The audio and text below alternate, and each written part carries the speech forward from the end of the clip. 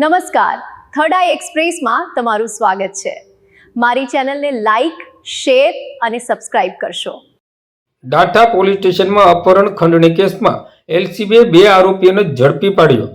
આજરોજ તારીખ 19 માર્ચ 2024ના ગુરુવારના બપોરના 21 કલાકે ભાવનગર લોકલ ક્રાઇમ બ્રાન્ચ પાસેથી મળતી માહિતી અનુસાર વાત કરીએ તો ભાવનગર જિલ્લામાં ડાઠા પોલીસ સ્ટેશનમાં નોંધાયેલા અપહરણ અને ખંડણીના ગંભીર ગુનામાં લોકલ ક્રાઇમ બ્રાન્ચે ઝડપી કાર્યવાહી કરી મોટી સફળતા મેળવી છે।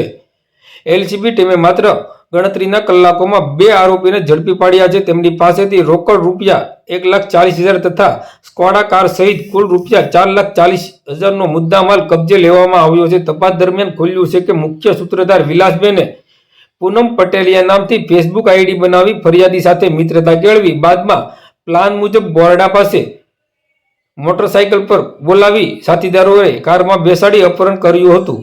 આરોપીઓએ ફરિયાદીને જાનથી મારી નાખવાની ધમકી આપી ફરિયાદી પાસેથી આંગળીયા પેઢી મારફતે તળાજામાં રૂપિયા 2 લાખ વસૂલ કર્યા હતા। પકડાયેલા આરોપીઓમાં રમેશ ઉર્ફે કાનો સગારકા અને ઘનશ્યામ ઉર્ફે લાલો ડાંગરનો સમાવેશ થાય છે, જ્યારે અન્ય 5 આરોપી હજી ફરાર છે અને તેમની શોધખોળ ચાલુ છે।